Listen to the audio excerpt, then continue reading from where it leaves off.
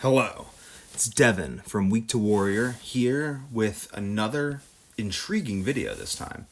So, I'm sitting down and I'm looking at all my books, and this reminds me of Sherlock Holmes. Now, there's an interesting thing that Sherlock Holmes did that is really ahead of his time, and I want to share that with you and speculate. It's a health practice. So, if you're not familiar with Sherlock Holmes, my bad. If you're not familiar with Sherlock Holmes, then I'll give you some information. Sherlock Holmes was a detective, very, very good detective. He was actually one of the first detectives in literature, like the first detective in literature, really. And the first, detective that actually used something approximating the scientific method for his work. Before Sherlock Holmes came out, the standard practice was simply to round up all the troublemakers in the area and beat them till you got a confession. Sherlock Holmes, even though a fictional character, introduced an element of science to the crime-solving process that had not been present earlier.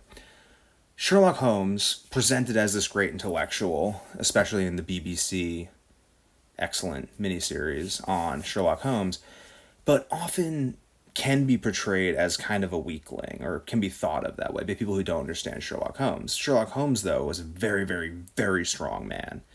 In one of the parts of the book, I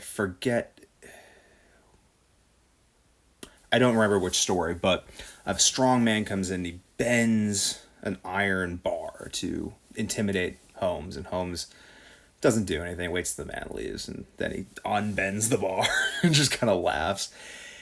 And he did bartitsu, which is a form of jujitsu that was very popular in Victorian England. But also, though, this is the real point of the video, is Sherlock Holmes had a very interesting way of eating. He would chew his food an absurdly long time before swallowing it.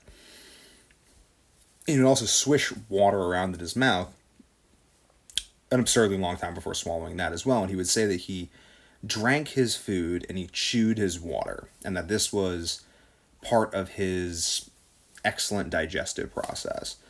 And I thought about that a lot since I've read that, and it stuck with me because the mouth is the beginning of the digestive process. We put food in our mouth, we chew the food, and that breaks down the food, introduces saliva, which has enzymes that further break down the food. It introduces bacteria that are present in our mouth and helps transfer those into our gut. And really, I thought about his practice of chewing his food to a complete liquid before swallowing it. And I'm like, that probably really would aid in digestion to a very large degree, like really thoroughly chewing your food so your stomach doesn't have to work as hard to break it down. And you can really introduce all those bacteria in your mouth into the food so that you can get those bacteria into your gut. It's a very, very interesting thing that Sir Arthur Conan Doyle brought up in his writing of the character of Sherlock Holmes. Sherlock Holmes is a very, very thorough eater who had this peculiar habit of eating called being a Sherlock Holmes eater, or drinking your food and chewing your water. Maybe I shall try this and report back the results, because I've never tried this before, but I wanted to share this. Done.